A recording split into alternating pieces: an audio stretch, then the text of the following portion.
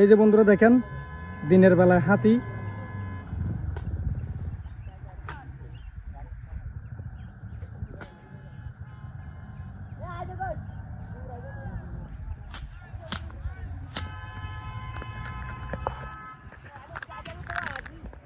এই যে বন্ধুরা হাতি একদম দিনের বেলায়। আমার খুব ভয় করতেছে।